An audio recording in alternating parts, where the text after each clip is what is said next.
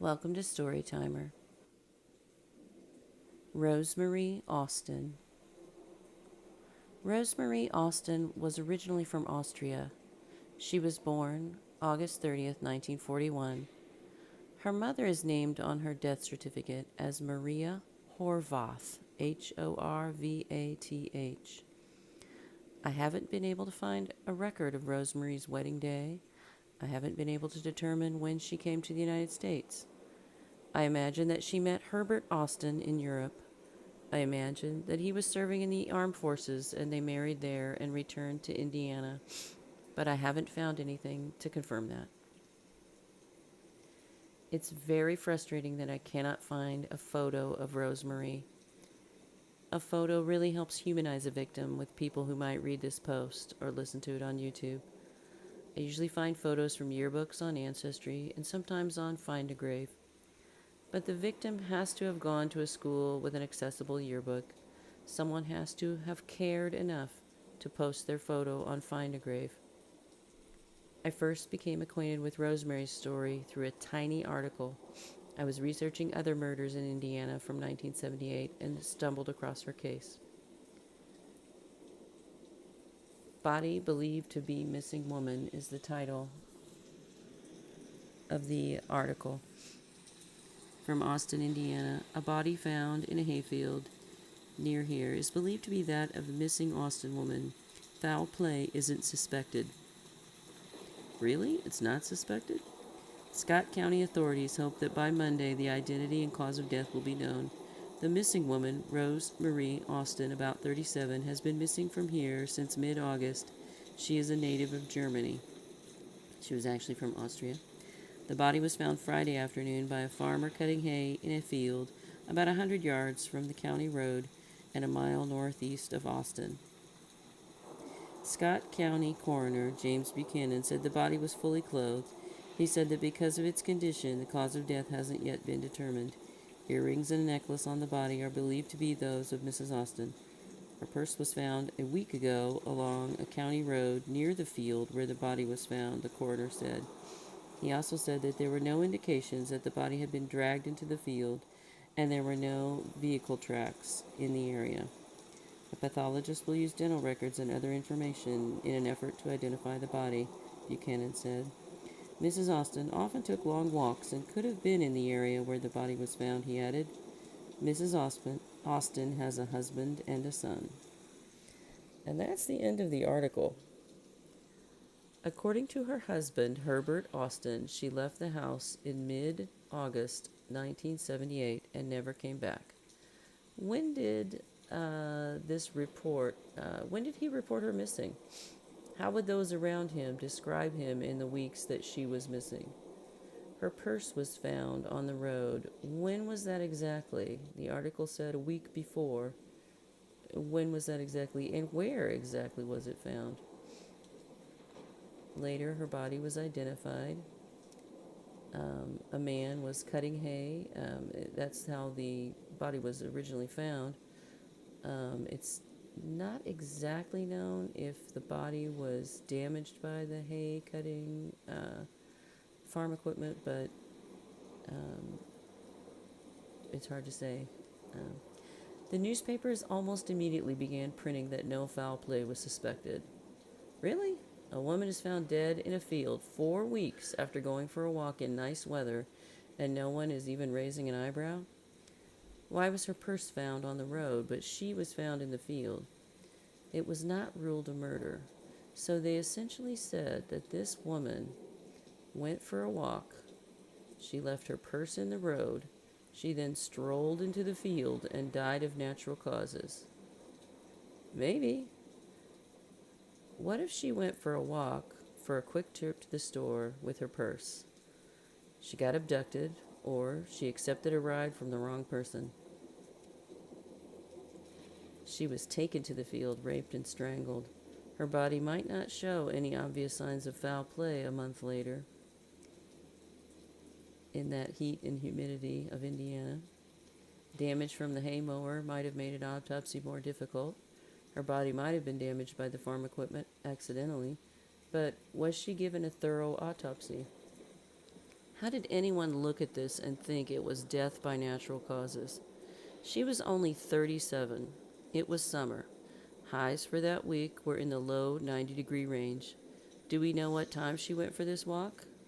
I mean, maybe she got overheated, but we don't know if she went for this walk in 70-degree morning temperatures that week or in the 90-degree afternoon temperatures. She lived in town at 140 Morning Drive in Austin, Indiana. Most of her walk would have been through streets with occasional shade trees.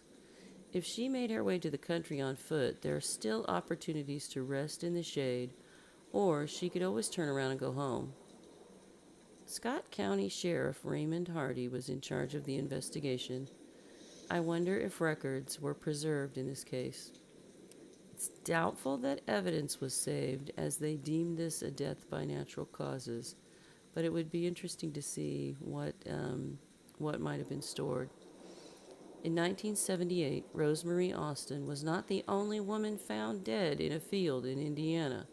In the mid to late 1970s, many murder victims were found in Indiana fields. Terry Joanne Darlington, Monica Maria Mason, Cheryl Boland, Christine Kozik, Ann Harmeyer, Tara Meredith, Pamela Ann Smith are just a few that I could name off the top of my head. Pamela Ann Smith's murder happened in 1975 in nearby Greens Fork near Richmond, Indiana. She went for a walk and disappeared, and her body was found in a field many months later. She's buried.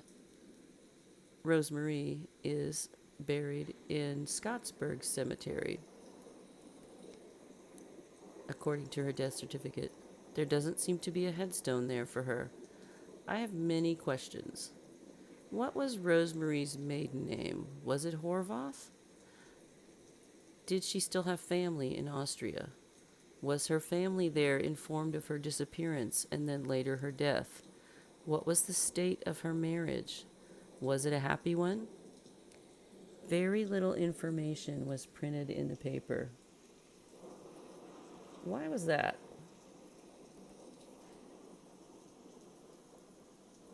I can't find an obituary or even a funeral announcement.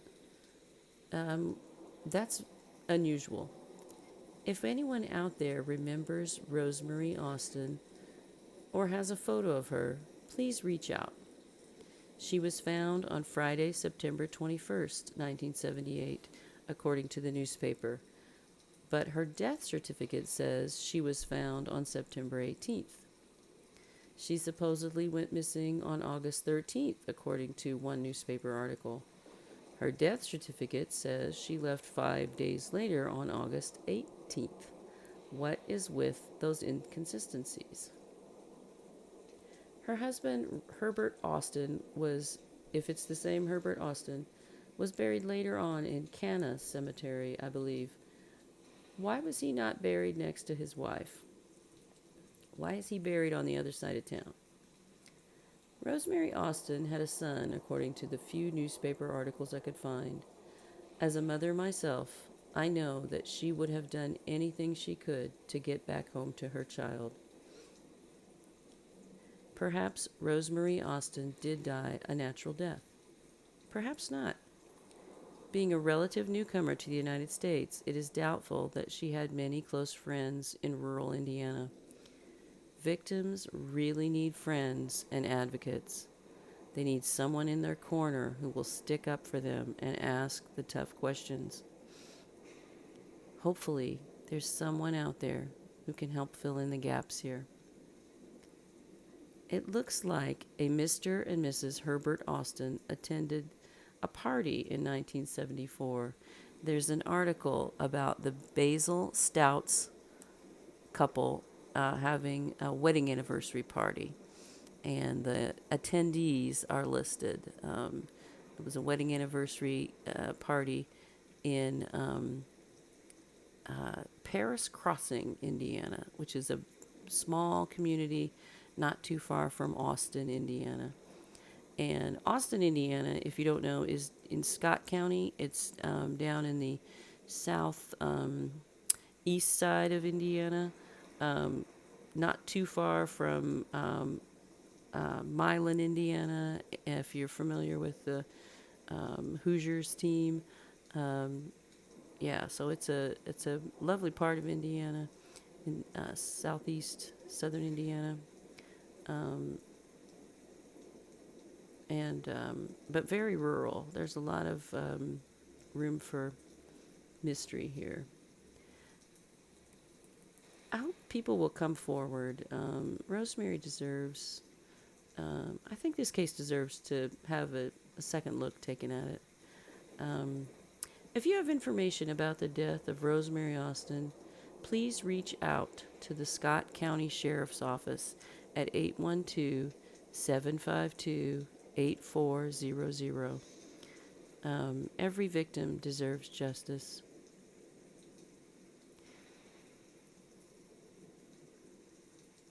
Remember, if you are in, uh, getting anything out of this content, if you are liking this content, hit the like button, hit the subscribe button, and hit the alert button. So one looks like a little thumbs up, that's the like button, and you could hit subscribe, and you can hit the bell icon, uh, uh, and be alerted when I post new videos. Thank you very much for supporting Storytimer at Large.